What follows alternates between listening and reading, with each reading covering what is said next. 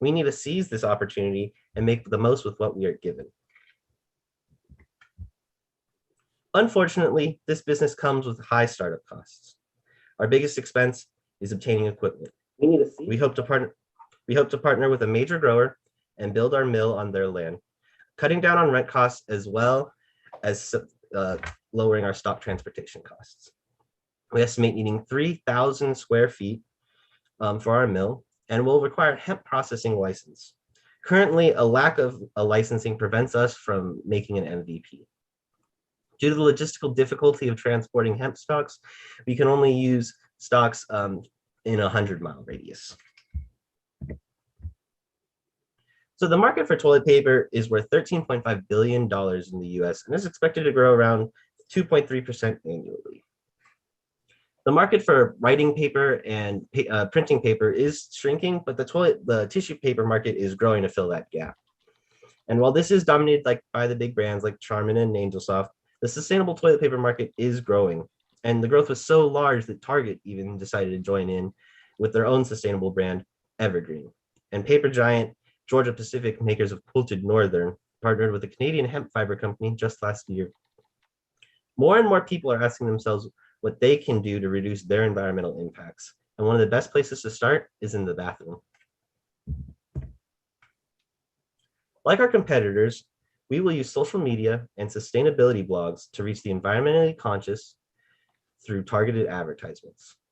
Our narrative will focus on sustainability, resource maximization, and reducing environmentally destructive practices.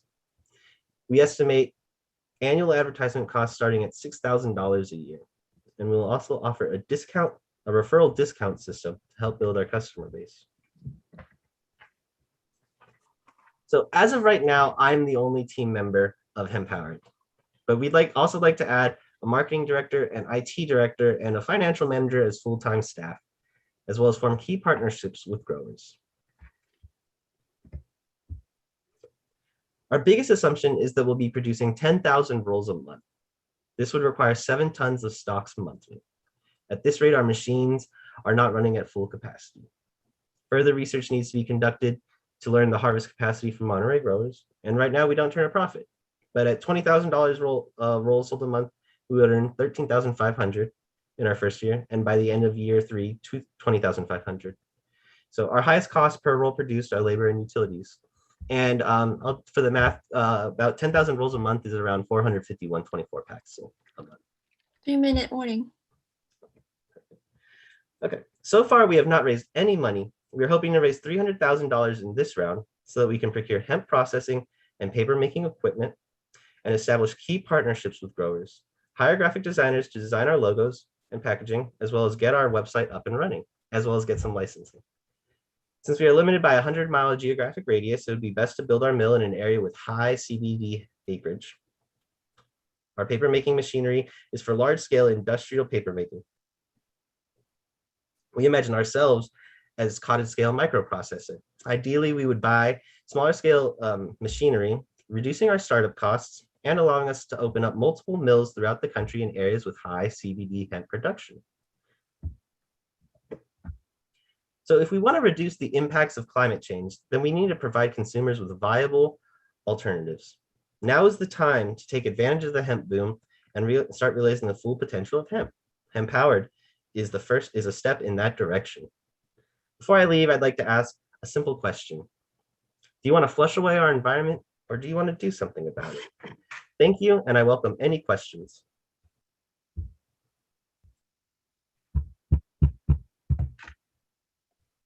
Thank you, Thomas.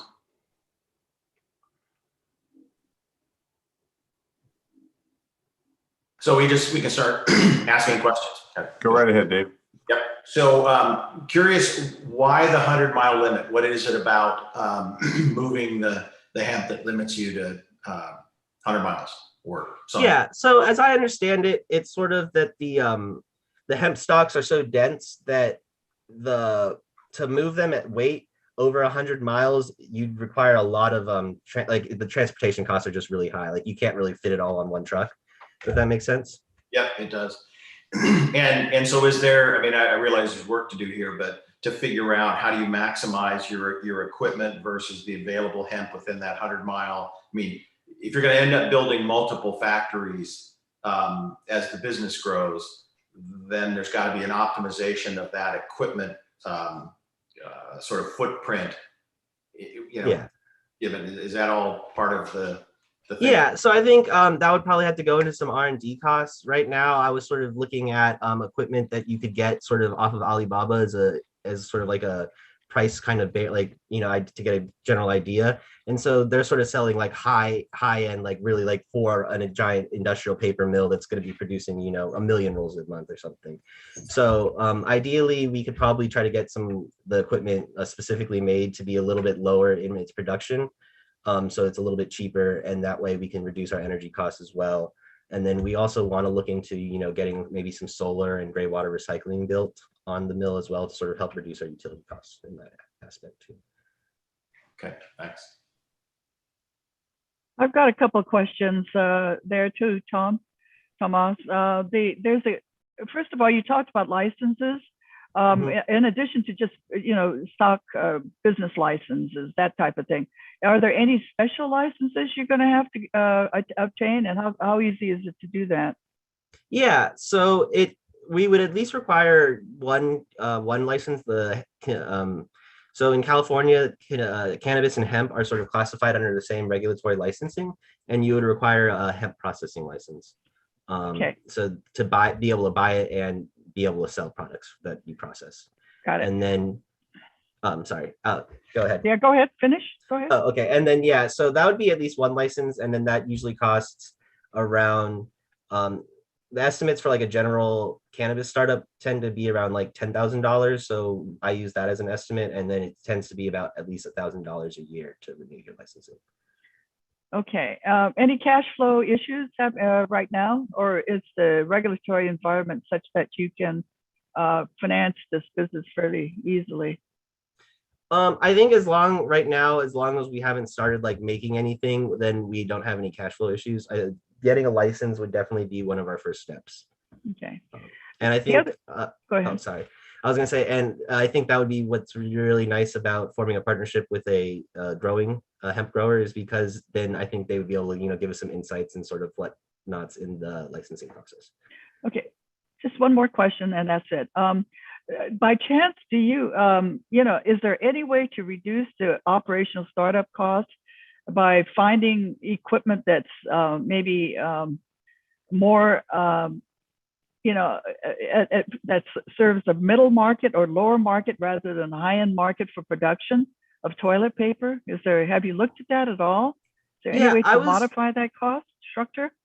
Yeah, I was definitely looking into it. You know, from like just sort of like basic Google searches and whatnot, it seems that it's sort of hard to. I definitely have to talk to some companies.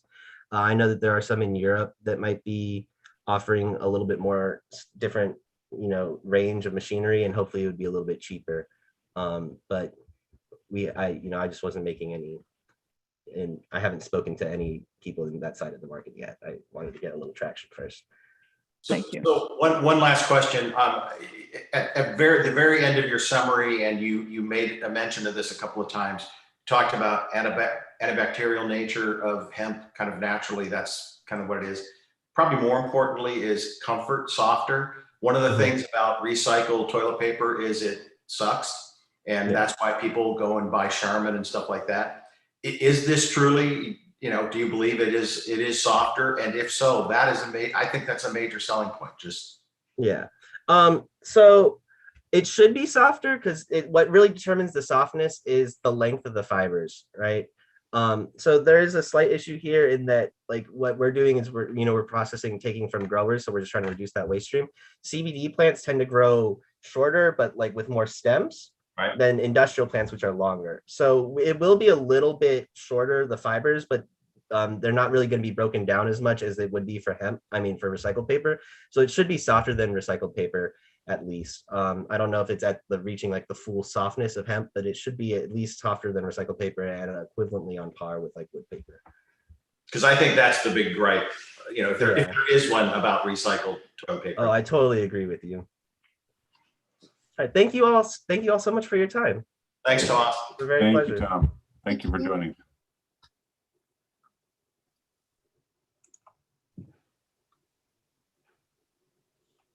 There we go. Good deal. So why don't we take just a few moments to have everyone complete the rating sheet.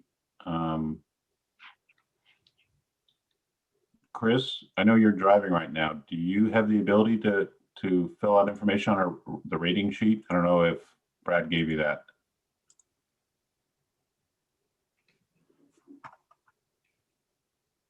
Chris, can you hear me? You're muted, by the way.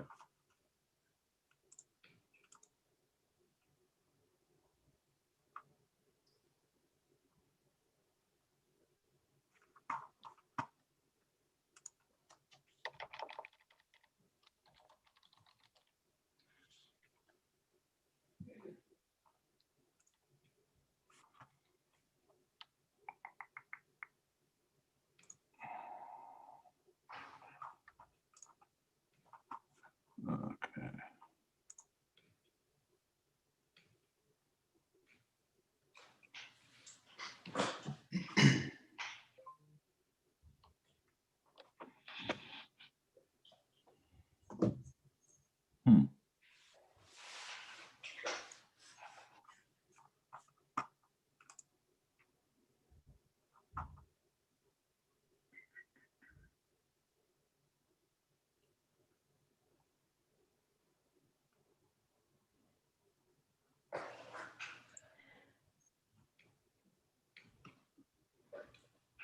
Is Rainberry next? Yes, I believe so. Yep. And we have 3 presenters for that company, I believe. Or let's see, wait, 3, 2. I gotta double check the schedule. I think Ironwood has 3. Yeah, I don't know why we've got so many in the waiting room. I've got 2 extras right now. They're just anxious to tell their story. Yeah.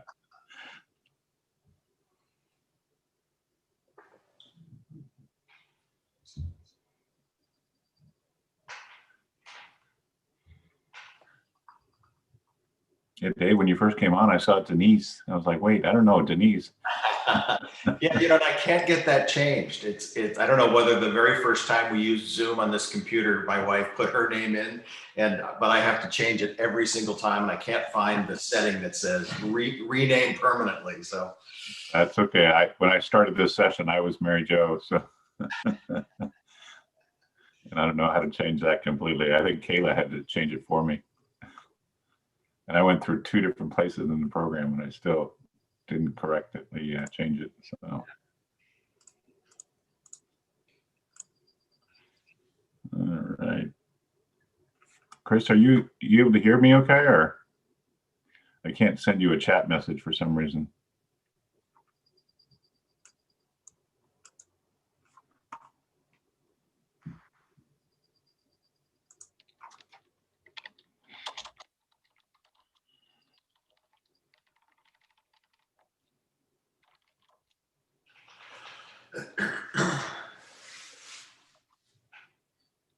Did you just drop off?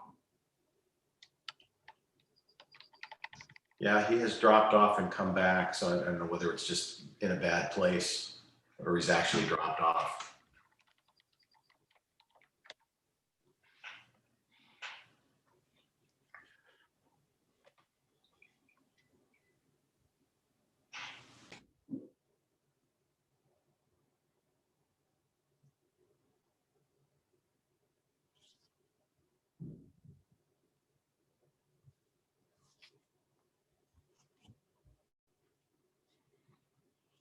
Yeah, unfortunately, we just have 4 companies. We're not like a lot of the other groups that have. Let's see. One group has 10.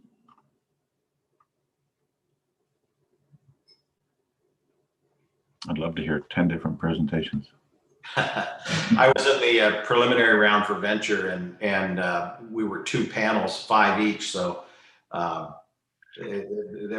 there's a lot to go through on that one. I'm sure. But you do kind of get a rhythm going after a bit that and with the student division, just when you're starting to get a rhythm going, it's over. You're done. Yeah. Well, you can always come to Capstone, Dan, and there'll be lots of those to look at if you'd like to assess them. Yeah, the funny you mentioned it. Just 5 minutes ago, I got an email about the Capstone schedule. So, Dan, I think you can let in Ironwood Design Studio. all right, I got to make sure I'm going to let in the right person here. It is. Is it going to be Ironwood or Rainbury? Well, I've got two different schedules here. That's a good question. Now I've got to look to see which one's which. Because one schedule shows Barry coming up next. So the first one I got has Ironwood second, which is the one I got from the Startup Monterey Bay team. Okay, so let me go ahead. I guess I'll go ahead and go with the Ironwood schedule, because I don't see Barry is Samantha and she's not there. So go ahead and let the other ones in. It's a couple minutes early, but that's fine. So I will let them in right now. Everyone's okay. Let me wait just a second for Chris to connect.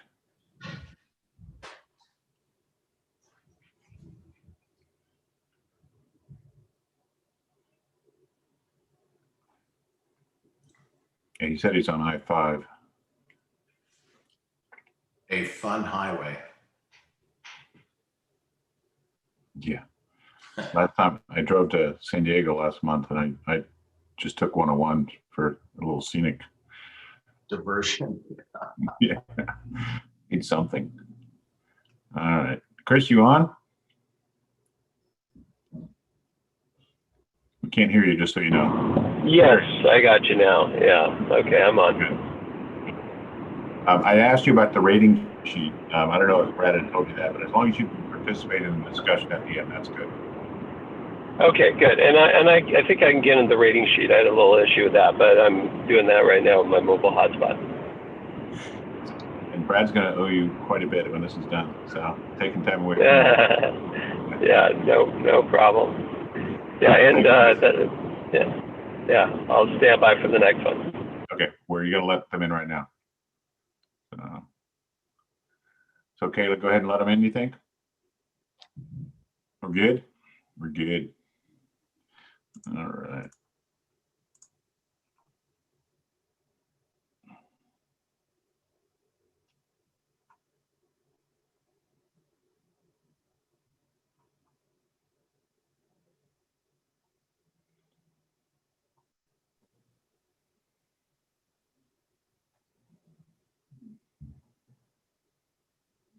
Good morning, Ironwood Makerspace. Good morning. Good morning. How are y'all doing? Good, good. Let's see. Let's see. According to my little checklist here, we're supposed to have you queue up your first slide. Whoever wants to take the lead on that. I think you should have the ability to share your slide. Yep.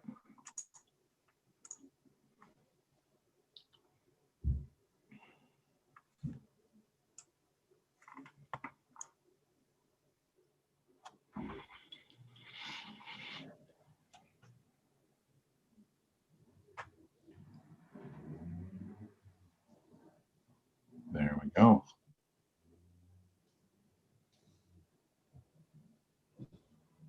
All right, so are we ready to start here, or?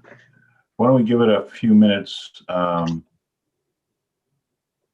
take a deep breath. Okay. It's your chance to relax. Go to your happy place.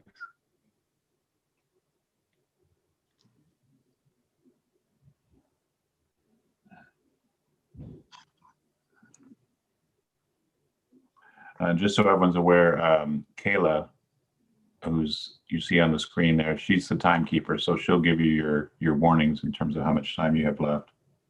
Right. So, and as long as we have a few moments, your judges, if you'd like to introduce yourselves. Dave, you want to introduce yourself? Oh, you're muted. You're muted, Dave. Okay, sorry. Dave Cote, I'm a member of the advisory board at Cal State Monterey Bay Business School. Longtime tech guy, more sales and marketing, and then CEO of a couple of different companies, and now an advisor to startups, and just generally enjoying life. Good deal. Mary Lou? Yeah, I'm Mary Lou Shockley. I think some of you know me. I'm the chair of business, College of Business. So again, welcome to today's program, and looking forward to your presentation. Awesome. Great. And then we have one other judge that is bopping in and out, and he's coming in right now, I believe. I just need to double check. And this is him.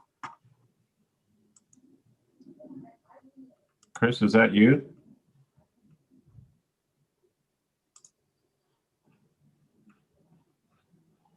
Chris? Yeah, can you hear me? Yep. All right. I just want to make sure that was you down there. I Yeah. didn't know who I was letting in. Okay. All right. We're about to start with the Ironwood Makerspace right now. I'm going to go ahead and mute you, though. Okay. And those of you who don't know Chris Bly works with DART, which is a drones automation robotics technology consortium here in the region. And he's in the process of driving to LA, so he's muted in the background. So with that, let me go ahead and Bridget, why don't you start us off? Actually, Derek's starting us off. Oh, all right. All right. Yeah. Sure. Sorry. Oh, Okay. I was looking at the muted button. Sorry. Okay. Go ahead, Derek. All right. So, okay. Good morning, everyone. We are Ironwood Makerspace, a workshop where community meets creativity. My name is Derek Tom, and I am joined by the rest of our founding team, Bridget Cotton and Elsa Frade. We are all currently business students from CSU Monterey Bay with very different backgrounds who have come together virtually to invite you into Ironwood Makerspace. So let me tell you more about the team. Bridget is a hardworking mother of 4 who has 2 jobs along with being an entrepreneurship student. She specializes in our logistics and project management. And then we have Elsa. She is an international business student, joining us all the way from Spain, and gives a different perspective to Ironwood, providing insight into branding and design. And I am an entrepreneurship student with a background in culinary management and architectural design, from which the concept of Ironwood was initially inspired by my need for a space and the tools to make my own projects. What started as a semester-long project for us evolved into a business focused on providing a space for collaboration and creativity. Originally a wood shop and metal shop based on providing equipment and tools to make large projects, Ironwood changed its position to that of a workspace focused on providing a service to artists, crafters, and hobbyists. We are a makerspace built for the Monterey Bay community. So what is a makerspace? A makerspace are workshops that are used as dedicated spaces for those with shared interests to develop and work on creative projects. To give you a better understanding of what the Ironwood Makerspace looks like, let me introduce you to Anessa. A student at CSU Monterey Bay, Anessa was excited to attend a place where she could meet other students with similar interests and to develop her artistic talents. But then the pandemic happened and forced her to work entirely from home. Isolated and forced to be at home, right, frustrated, she is now stuck behind a computer screen without an adequate amount of space, the right tools, which are extremely expensive, or interaction to fully engage her creativity. So she hears about a new makerspace in Monterey. She decides to go and check it out. The first thing that hits Anessa as she walks into Ironwood is the atmosphere. It's warm, it's inviting, it's lively. Welcome to Ironwood. Anessa is immediately taken on a tour, and the first thing she goes through is the community workspace, simply known as the shop. She sees lots of people chatting and working on projects with Dremels humming, hammers tapping, and wire cutters snipping, just full of productivity. Then they check out and walk through the private studios and extra storage spaces. But when they move on to the design room, she isn't thrilled at the thought of seeing more computers, just like she did at home. But then she sees the demonstrations going on, and they're using all these cool machines like laser cutters and 3D printers. It's a new media and design software for her to work with and discover. And at the end of the day, she leaves Ironwood knowing that there's a place with the right tools and equipment, as well as the support of a growing creative community. Although this is a Ness's experience, these issues can be applied to a number of other people, such as stay-at-home moms that have been doing art projects with their kids all year long, professionals and semi-professionals who have had to downsize their workspace, or DIYers that love to interact with other like-minded individuals. And that is what makes us unique. With the large size of the art community, along with the need for social connection, Ironwood has the ability to offer a wider range of tools and opportunities to a larger group of people within the Monterey County. So how do we make our presence known? We start off with heavy community outreach campaigns, offering free classes, free trials, open house events that will encourage the public to engage with this space. And we'll follow up that initial engagement with email marketing and social media campaigns that highlight and promote our members and their projects. We're also looking to network and partner with other local organizations. We've already been approached by a co-working space in the area that wants to work with us. We want to work with the CSUMB Art Department, the Monterey Bay Arts Council, and the Small Business Development Center. And because our business model is based on membership retention, these events will allow us to emphasize our multiple revenue streams and really show the community what we're offering while they're engaging with the space, which means by the time they leave these events, they'll know exactly what they're getting for their membership, what our private studio's like, and all the exciting classes we have coming up. But beyond our initial offerings, we're looking to increase them by, number one, purchasing new equipment and making renovations. Much of the equipment and software programs obtained early on in the startup will be through donations, or they'll be pretty basic equipment. But to attract and retain members, we'll need to update our equipment or increase our inventory. So any profits we make in the first 2 to 3 years will be reinvested in equipment and renovations of the space. But by year 5, we'd like to expand our offerings to include more community outreach programs, one being a children's program. While we initially would like to offer this space as a potential for field trip experiences, we'd eventually like to create a space and a program specifically for children, starting with middle school to high school age, and then working our way down to a younger audience. Another program we'd like to offer is a vocational program, where we can create a structured certification program allowing for the use of our advanced equipment and providing real world experience all at the same time. So that begs the question, how much is all of this going to cost? We're estimating that our startup costs, including our overhead, equipment, and renovations, to equal $380,000 in the first year, with $242,000 in revenue for the first year. The second question is then, how are we going to afford all these amazing offerings? Number one force of seed money, winnings from the startup. Every single penny is going to getting this thing going. But our first major round of financing, we're looking into a Kickstarter campaign. The strategy being that we create community interest before we even begin construction on the site or renovations. Another one is donations. Because we're filing as a B Corp, we can offer more tax incentives for donations. We already have secured a donation of an $8,000 shredder that processes multiple forms of media from paper to plastic.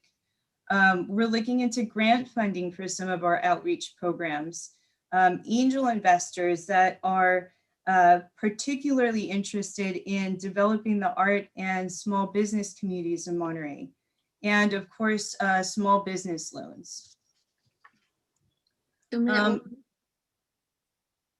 Is that time? 2-minute warning. Okay. But really, what really encourages our optimism and passion for this business is the Monterey art community itself. Because we already have these amazing beaches and historic buildings and farmlands, Monterey County has a long-standing history for inspiring local artists.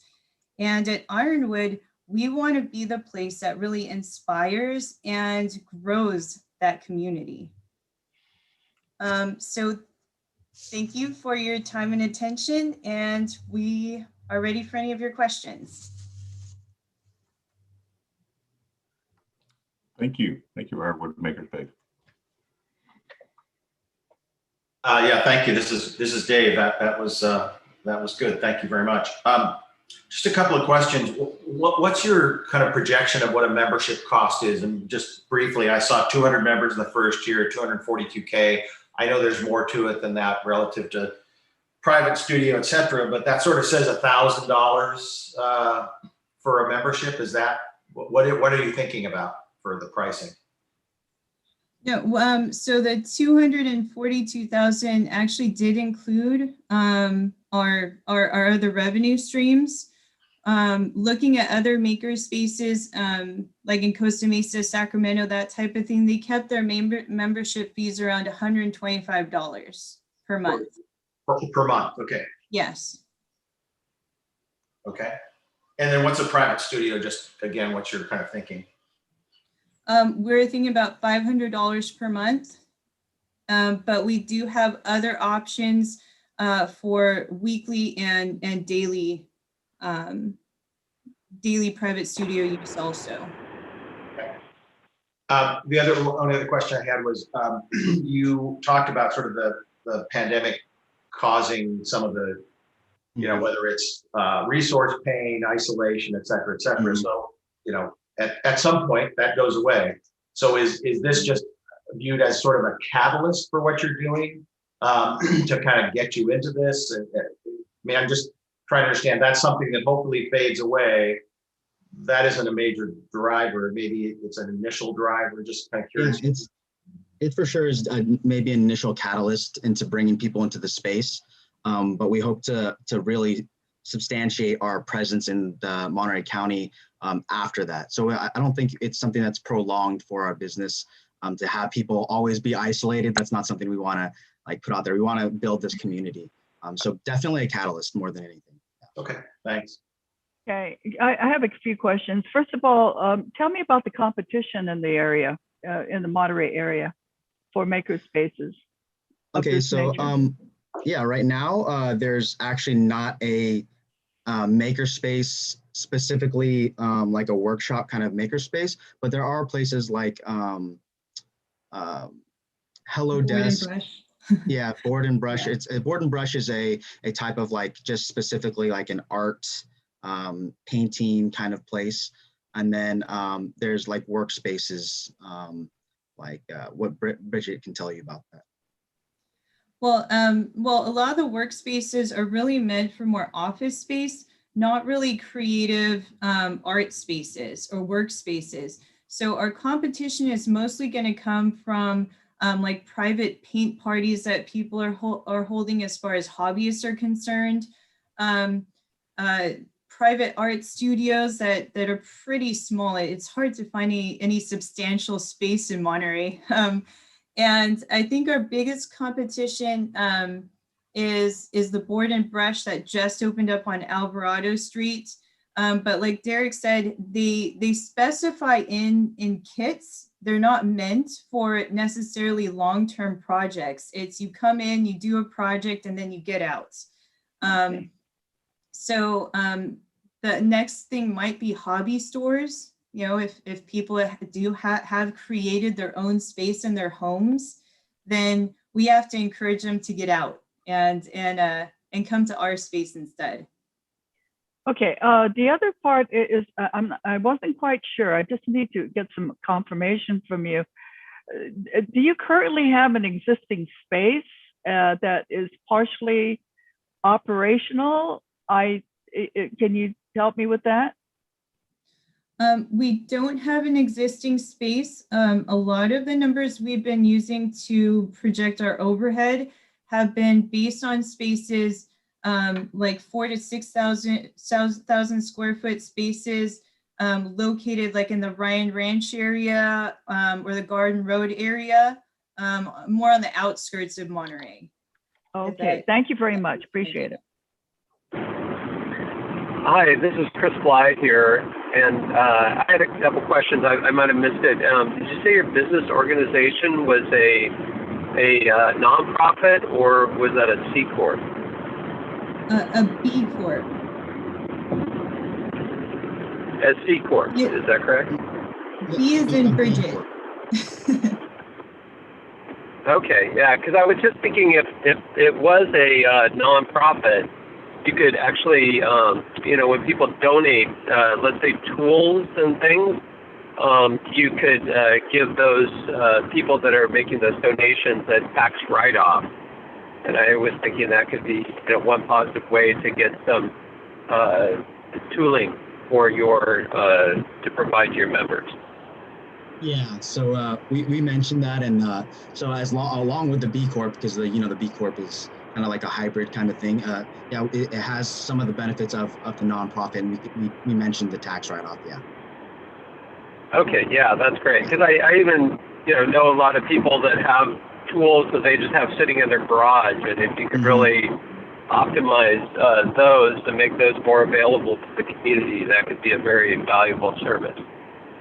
Yeah, so we actually, when we were looking up some of the other maker spaces around California, a lot of them have donation-based equipment, like you're saying, where people have come in and donated actual machines, such as like lathes and other machines of that nature.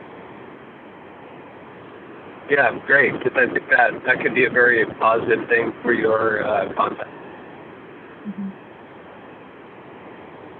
Thank you. Thank you.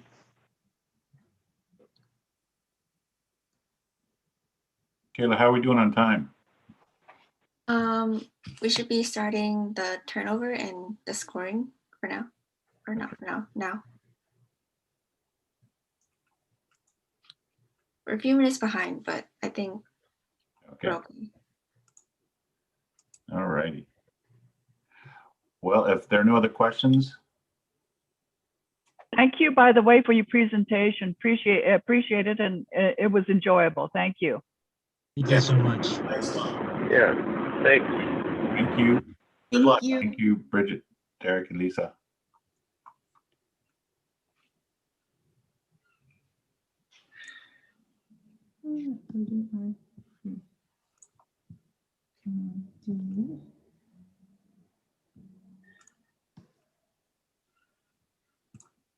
Okay.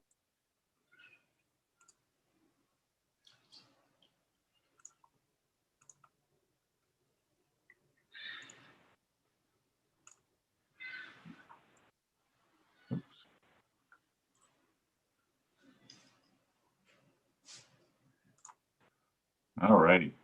So we're just a little bit behind, not too bad. Judges, do you want a few more minutes to work on your scoring sheet, or you just want to go ahead? No, I need time. Okay.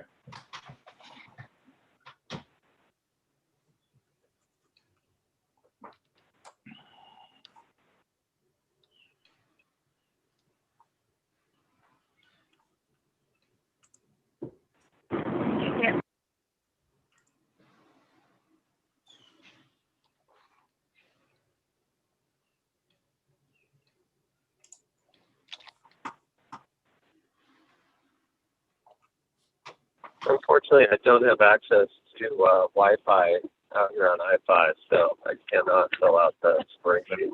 That's fine. I talked to Brad, and he said just if you can participate in the discussion later on, that'd be great.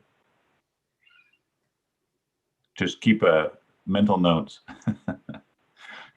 or whatever you do have as you're driving, and make sure your wife is driving, not you. We don't want you. We want you to be safe.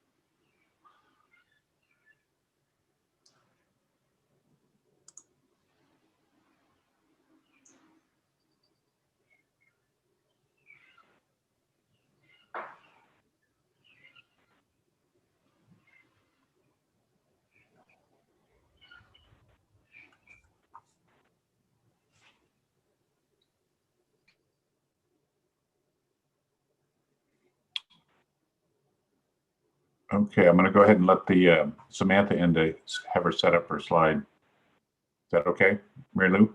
Okay.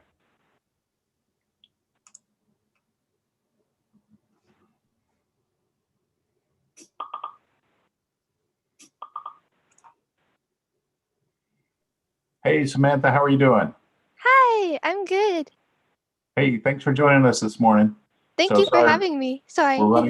we're running just a little bit behind schedule, but why don't you go ahead and queue up your first slide and go ahead and share it with us, but don't start quite yet. Okay, sure. Thank you. Thank you. Uh-huh.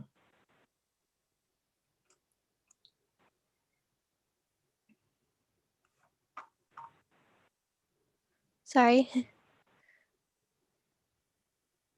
There we go. We can see it. Awesome.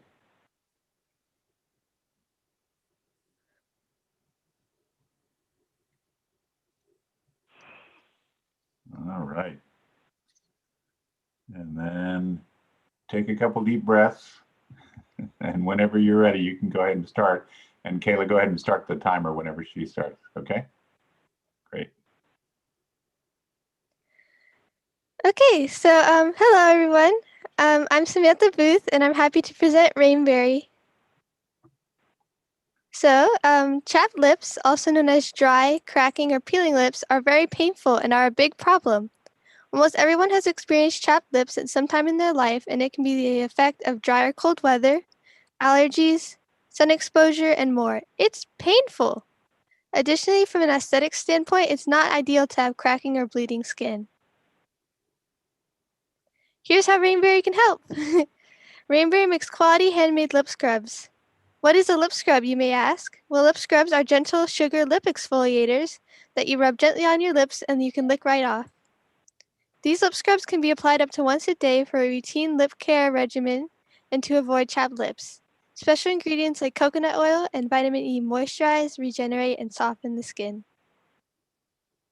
What makes Rainberry special? Well, Rainberry creates lip scrubs that are not only natural but are edible, cause-based, and eco-friendly. To elaborate, I have created a recycling policy to be put in place upon launch, and this policy being that a customer can return a used-up jar up to 2 times, where we will then sanitize it and send it back refilled at half the cost to the customer. Not only does the lip scrub make your lips nice and soft, 25% of the profit goes to charity. These charities include the local Monterey Ocean Wildlife Studies, Funding for the Arts, and Teen Mental Health. Here's a quick ingredient comparison.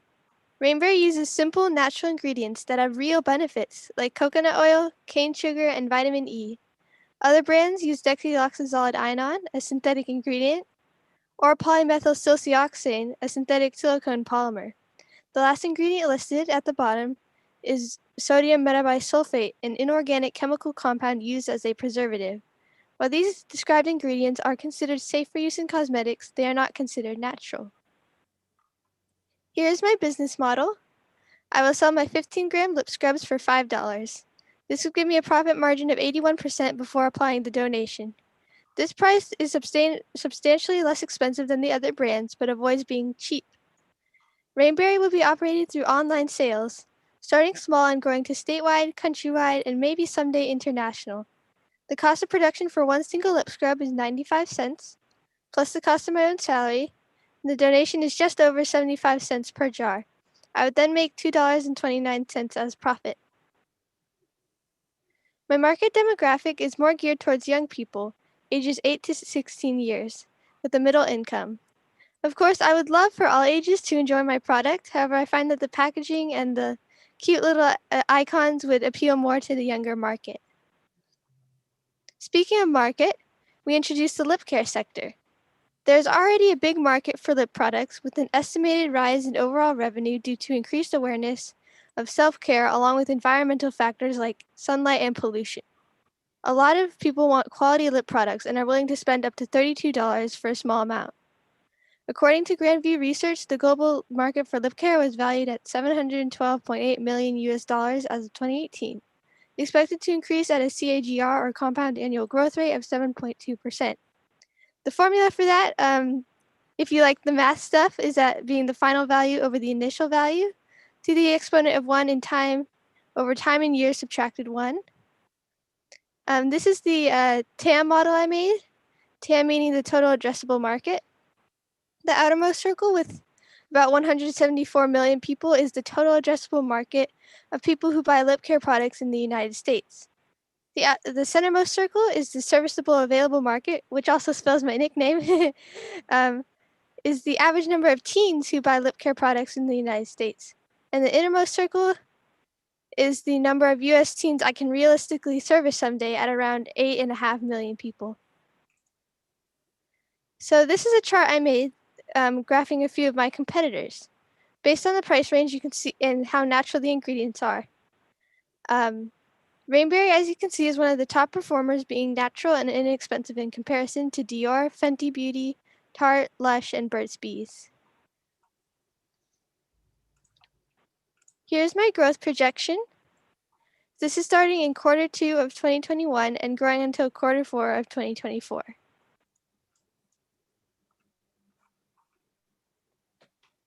Here's my timeline of growth, the numbers being the years starting with 2020.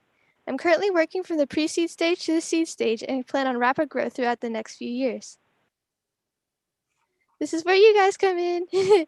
To make this work, I would need $1,500. I would use that to cover the cost of production, selling, marketing, and promotion.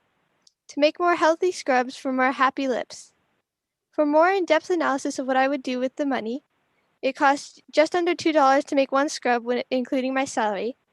So I would take $750, to make 375 lip scrubs. I would then have $750 remaining, which I would use to set up a selling site, which is just under $30 a month. Apply for a Monterey County business license, which is $230. I pay for packaging, a fictitious name statement, and I can apply for small business insurance. So I plan for Rainberry to keep growing over the years. However, so am I. My mom would be crying right now. But yes, I am growing and I need to go off to college. So in the meantime, I may intend on selling Rainberry to a local business or organization I trust. So there I am. That's me, Samantha Booth. Although I'm working as the CEO of this company, I am not without help. Deborah Lindsay, the VP of Sales at Cellhound, Max Feldman, the business teacher at MPC, and Marcia Perry, the owner of the Youth Arts Collective, have all been advising me and being a great team. I'm Samantha Booth of Rainberry Beauty, and I thank you so much. Thank you very much. Thank you, Samantha. That was very, very good. Thank you. Yes, thanks. This is Dave Cote. Samantha, question for you. On your financial projections, you show sort of each quarter growth in lip scrubs, that it falls back and grows again and falls back and why that pattern?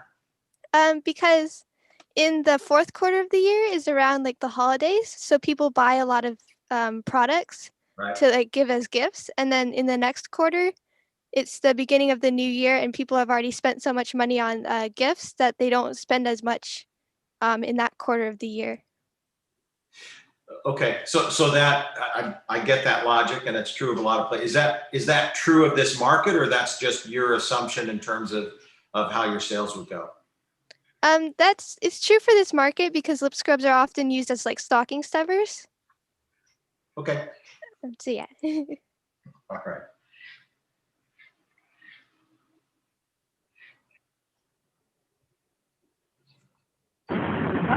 Okay.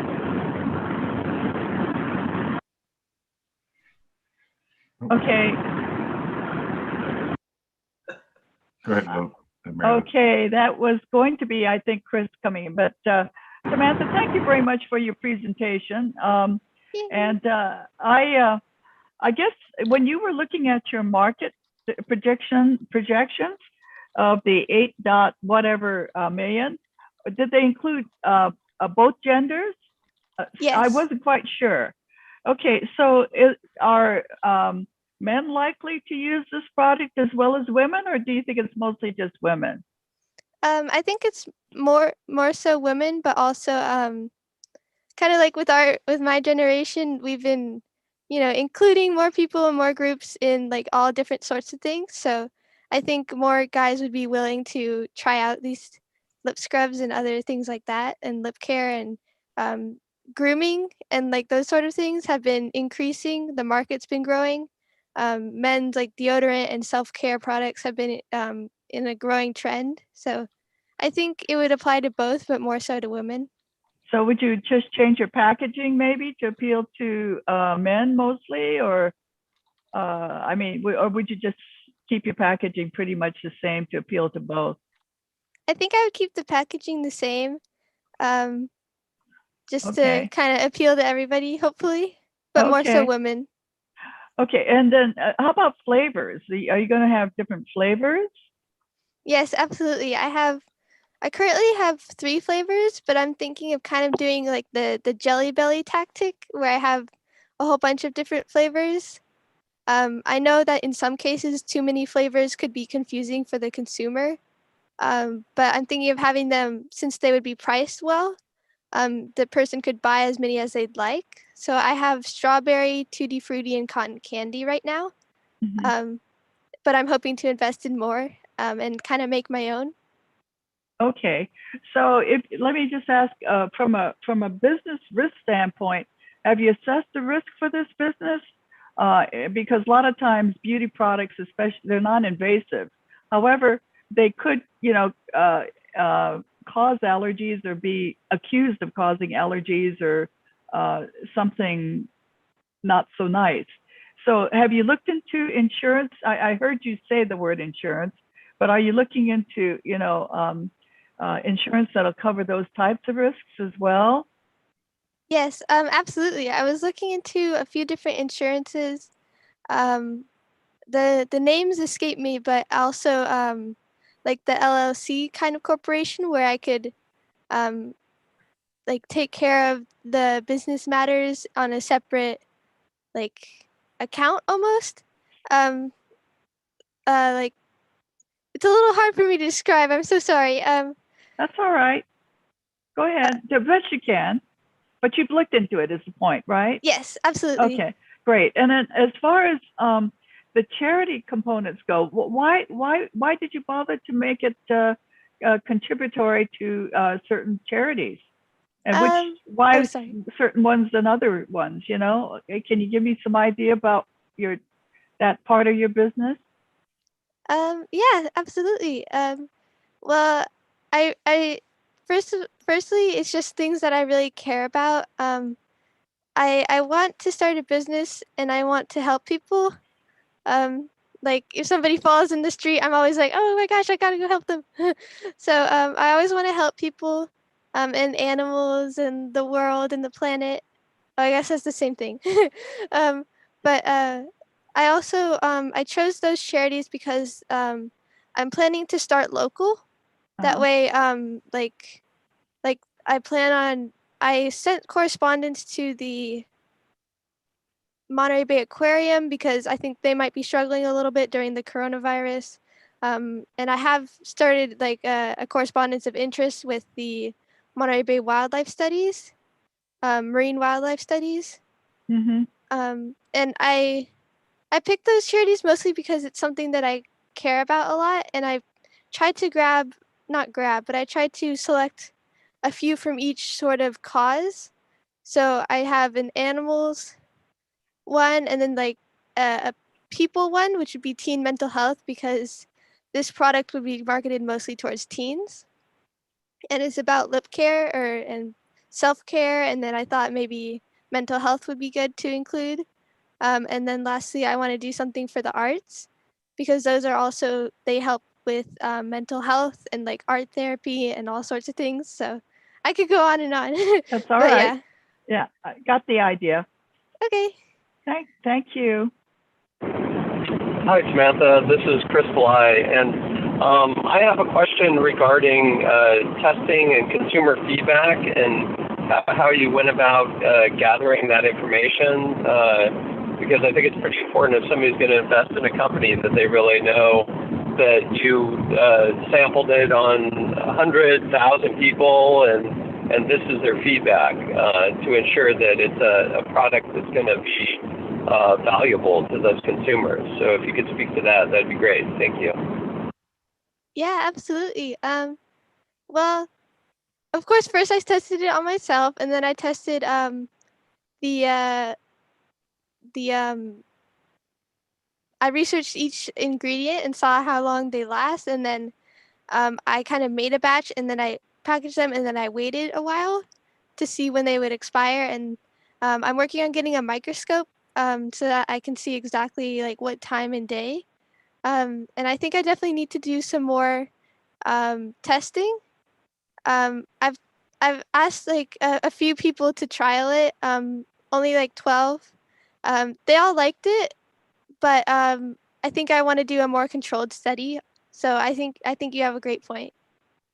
Yeah, because I just feel that anybody that's thinking about, investing money into that idea, they want to have some really, these are the different categories of people we tried it on, these were their ages, and this is their feedback regarding the product. So I think that's a really important step that you have to go through. So thank you. Thank you.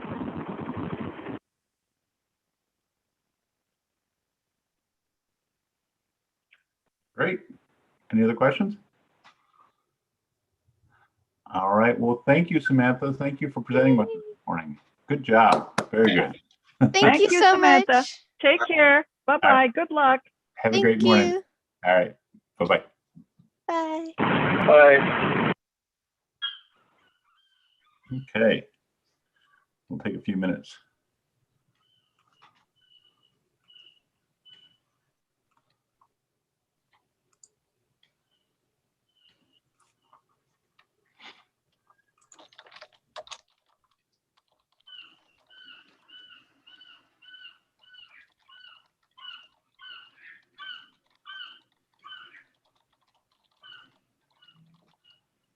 I think I need some of her product because I feel my lips a bit chapped today. Product testing. Yeah. You're the guinea pig.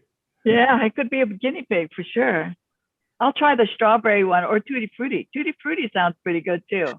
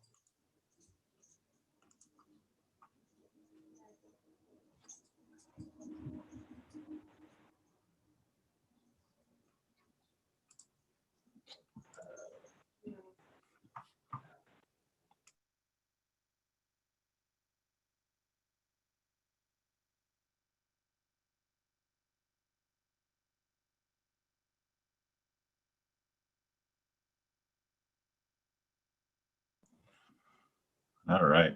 How are we doing? Good. Good deal.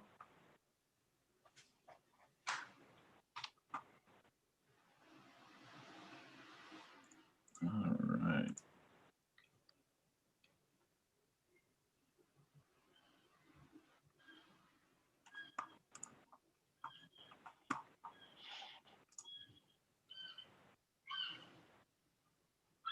All right, so who has the seagulls? What's that? I hear seagulls in the background. Is Oh, that? that's me, I guess. I have the door part way open. Oh, no, it sounds great. Sounds like you're right on the water. We're lucky.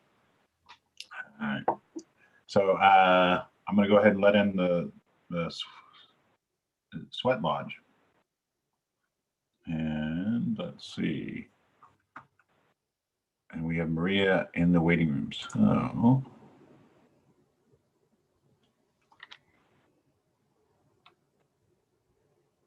good morning, Maria. Hello, good morning. How are you guys today? Good, good. Hey, thanks for being patient with us. No worries. So, So when I go into this, do I just present my slideshow and correct. let my video, or do I present my slideshow and I tell you guys about it? All right. I see you're in the yard. Just make sure you got strong Wi-Fi. Yeah. All right. Have So as soon as you, Alan. okay. When you push your slides, when you push out your slide, go ahead and queue up your first slide. And then when you're ready, we'll go ahead and start the timer. Okay. So, and real quick, since we've got a few minutes, since you're our last question or session for the morning, why don't we have our judges introduce themselves? Mary Lee, you want to start? Sure. Hello, Maria. It's Mary Lou Shockley. I'm chair of business here in the College of Business. And to answer your question, the way it's formatted is that you will make your presentation to us, and then we'll have about 5 minutes in which we'll ask questions of you. Okay. So that's the way it's planned. Does that help a little bit? Yeah, I just wanted to make sure, like if I was going to tell you myself and not play the video portion, or if I just play the thing and it plays my video in it. If it's part of the entire presentation and it includes the time, I think it'll be okay. What do you think, Dan? I think it should be fine just to Yeah. play it within the slides. Yeah. Yeah. Thank you. Welcome to today. Dave? Hi, Maria. Dave Cote. I'm a member of the advisory council at Cal State Monterey Bay in the business school, and a long career in the technology in the Silicon Valley, a variety of different companies, and ending up kind of running a couple of them. And now I'm an advisor to startups, and just generally enjoying the seagulls in the background, I guess. Anyway, welcome. And we have Chris Bly, who's on the road. So Chris Bly, local entrepreneur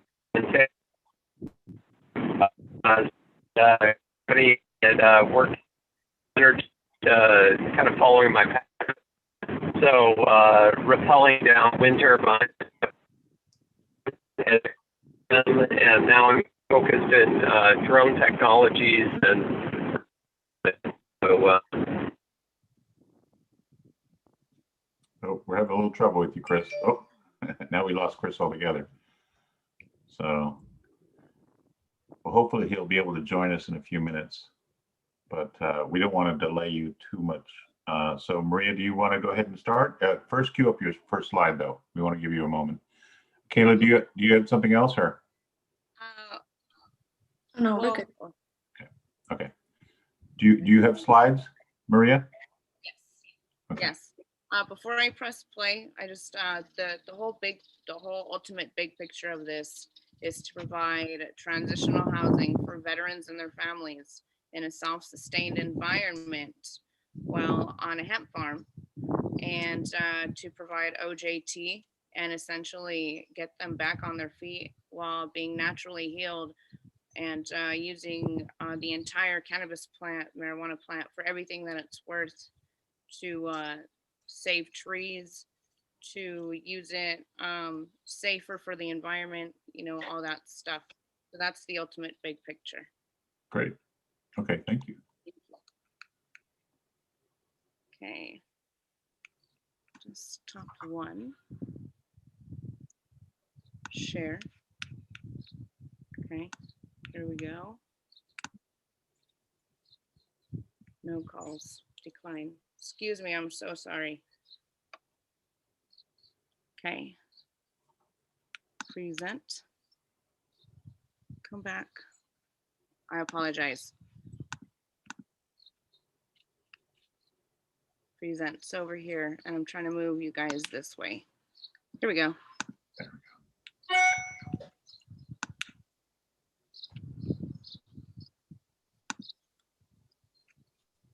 And then play.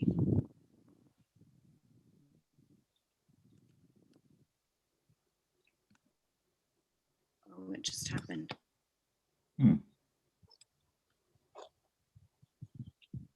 Okay. I'm not sure why it's not playing. So if you don't mind, oh, maybe it will play. Well, if it doesn't play, I guess I'll just I'll tell you guys what it's about. So you guys know who I am. I'm Maria Casanita Machado Sanchez, and I'm here for the Sweat Lodge. It's not going. Wow. Well, nonetheless, so my parents are Native. They're mixed, mixed race and such.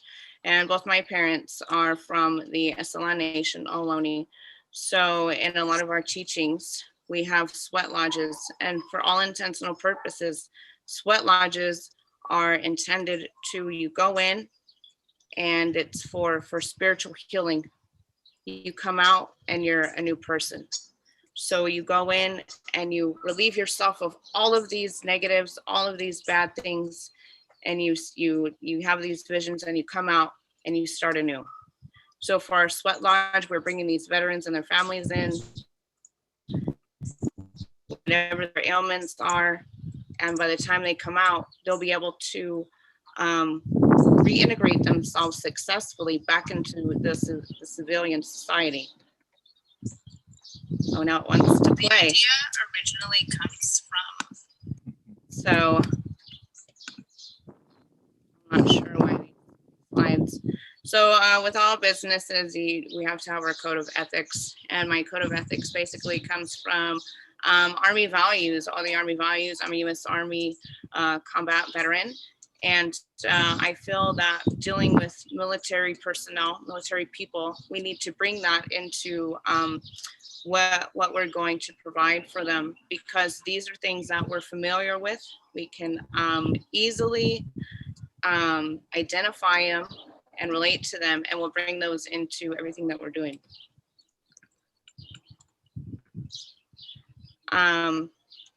So all the guidelines, basically we're going to, everything that we take into ourselves, we're going to apply that into our farming, into learning our skills, being able to go back out into the workforce, the civilian workforce and civilian society.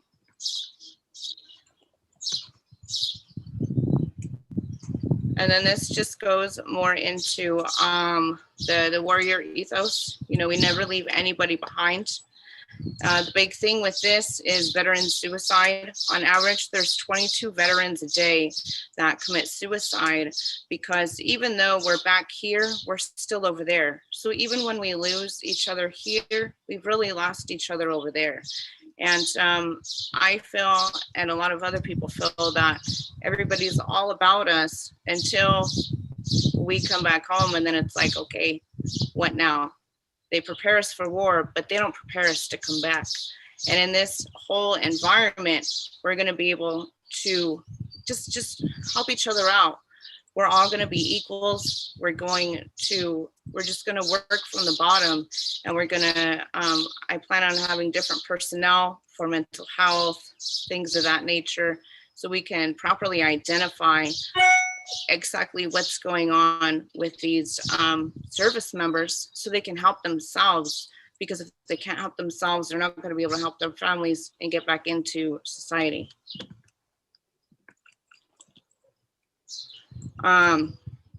So from my study since 2018, the legalization of hemp production has happened here in the United States. There are a lot of things that go into it when it comes to hemp, and then what it's going to be used for after the fact. I plan on using it, for everything it's worth, like I said. And so there's a lot of red tape. There's a lot of federal guidelines still. If veterans are involved, there's going to be, how are we going to get that funding? I have some studies in here and some references to a 300 bed unit. The plot of land I was planning on getting it, they weren't too happy with my plans, so it's okay, but I've circled this around that plot of land, and unfortunately, because of everything I'm trying to do, it's going to be a challenge to get any sort of federal funding. So I plan on bringing everything that we earn from the farm, from the ranch, and we use all of our own funding and have community events. And then that way we can bring the community in and give the community education on everything that we're doing, as well as education on how to deal with veterans. When you come across a veteran, how to conversate with them, or, just general things, or, you encounter a veteran, we're a different breed. So these are statistics for veteran suicide, and even one is too much. So I've personally myself, I've had suicide attempts, and it's from my combat PTSD. So this is something very near and dear to my heart, because I'm not the only one. I've lost soldiers to their own hands. Just last year, I lost 2 guys in less than 24 hours from the same team. So if I can get something, anything to help all these guys and their families out, it's a start. And if we start from within, in my personal opinion, it's like a puddle. It'll just ripple out. And my big hope is for just everybody, regardless of who you are, we're all equals and we're all people, and we all need to be kind with each other and patient, and help each other through. And just general suicide rates among adults in the United States as a whole, not just veterans. So that's where the community comes into it, because it's not just us, it's a community. We need to work together as a community to help one another, to help each other. More statistics. And then, just the opportunities for hemp farming. We can produce our own CBD products. CBDs are non-euphoric. They're more for pain relief. So we can just the possibilities of the uses of this plant that Mother Nature has provided us are it's just amazing. And I just I want to give back to her and thank her for everything that she's given us. And with all of this global warming, even if it doesn't help us today or in our lifetime, at least for the next people, it's a start. If we start somewhere, hopefully it'll catch on and it'll just ripple out. Threats that we face, I mentioned earlier, federal and state recognitions and such. And then, some climates. And then these are just some numbers that I got because unfortunately we don't have enough at the time when I was doing this, we don't have enough studies and not studies. We don't have enough,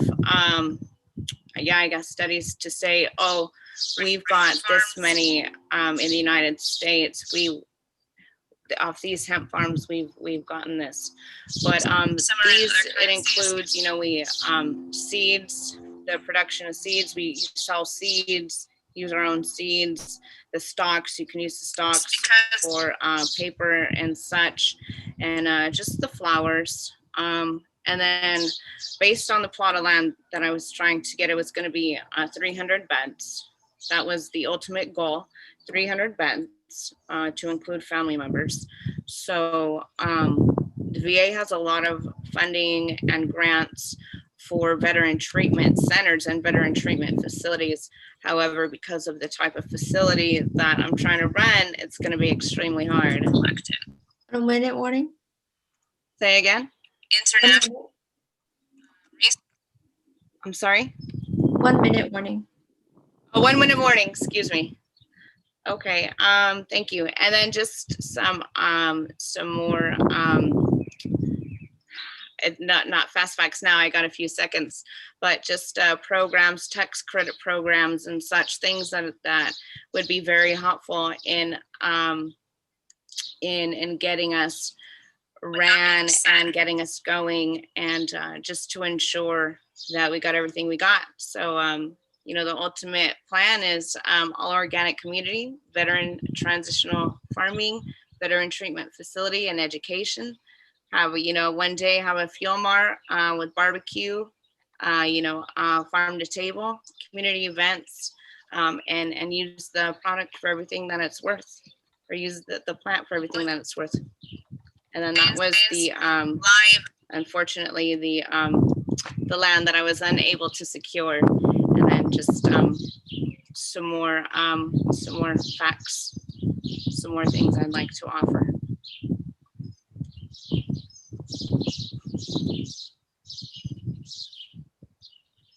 Great. Thank you, Maria. Thank you. Yeah, no, that was it.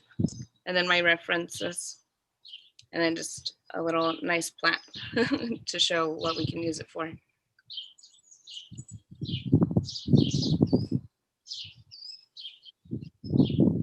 My time. I don't want to keep talking and go over. Okay. All right. So just a moment, we'll have, if our judges have some questions for you. Yeah, this is Dave, Maria. You know, obviously, I'm so sorry. a very challenging but important issue that you're trying to deal with here. So thank you for that. When you talk about the hemp farm, I mean, do you have? I mean, I'm assuming you don't have tons of experience in hemp farming. How would you bring in that expertise? Obviously, you're bringing veterans in who would learn from that, but where is that capability coming from? So you know, we're allowed to have our own 6 plants. So I've started myself, so I can. I've actually started taking some notes. Our last big storm, I wanted my plants to get that, all of that air that was coming in, because, you know, they grow in different environments. So just off my own studies, and then, you know, eventually seek out the help of farmers. Hey, can you help me out? This is what I'm trying to do. What do you suggest? What do you think I can do? Or possibly, hey, would you like to get on board and help me out? Okay. You talked about a piece of property you were interested in that you couldn't secure that. Sounded like some of that had to do with kind of community issues with the fact that you were trying to put essentially a rehab facility in. How were you going? Did you have it financed? Were you able to secure funding for it if you had been able to do that? To use my own VA home loan, and I was going to start it off, you know, it was a 54-acre plot of land, and it had, you know, a little fuel mart in the front. It had a chapel, so I had big plans for this place. And I was going to use my own money, my own VA home loan, and just go from there. So that's how I was going to do it. I was just going to start it all on my own and try to seek help from there. So are you currently looking at other potential property locations? Is that kind of a first? Always looking. I'm always dreaming. Okay. Okay, thank you. Thank you. Maria, this is Mary Lou. I guess as far as the farming goes, do you have partners, other veterans that want to work with you on this project? Well, I have a friend in Nevada, and he said, you know what, I was speaking with him yesterday, and he said, you know, I have a friend over here, and he's been talking about doing something of the same sort. And you know, every veteran that I get a chance, you know, like, oh, hey, what are you doing? And I'm, or, you know, why are you going to school? Oh, this is what I'm doing. And they're like, wow, that's really cool. But nobody's really like, oh, what about this? Or, oh, what about that? So it's like, I have to find other veterans. Like I have veteran friends out of state, like, you know, from previous units. And they're like, man, let me know when you get this hemp farm up and started, and I'll help you come farm it. I'll help you come get it going. I'm like, hey, that's great. So it's not like, wow, a big group of us. There's, you know, just a few of us. I see. So your target is to try to find land in the Monterey County area. Is that the idea, that can be used for this type of farming, and also can also be you know, ability to really put in a facility really for veterans? Is that the idea? That, for me, that would be so amazing, because my family is here, and you know, we're here. My now late mother, she recently passed away. You know, we're gonna scatter her ashes here at Lovers Point. So I want to be here, I want to be with my family. But because I was trying to do this on my own, I had to figure out what's going to be within my budget. I got to act my wage. So it's, you know, it's really hard. And when I'm trying to do something of this volume, it's hard to be here, because realistically, I'm, for $375,000, I'm not going to get a shack on the east side. It's, you know, it's hard. So, but I would love to be here. This is where I want to be. This is, you know, this is my home. I grew up in Seaside. So, you know, this is where we're at. Okay, well, thank you very much. That's, yeah. Great. Kayla, how are we doing on time? Time is up for Q&A. So Great. Well, Yeah. thank you very much, Maria, for joining us this morning. Thank you. Thank you. Thank you so much. I really appreciate your time. All right. Take care and join us for the otter tank later today around 2 o'clock. Okay. Okay. Thank you so much. yeah. Okay, now I have to figure out how to get out. I'm so sorry. Stop. There we go. Oh, she's still there. Oh, I'm trying to get out. I'm so here we go. I figured it out. Man, it's been a There we go. All right. Okay, so let's see. This is where I get to share. Ta-da.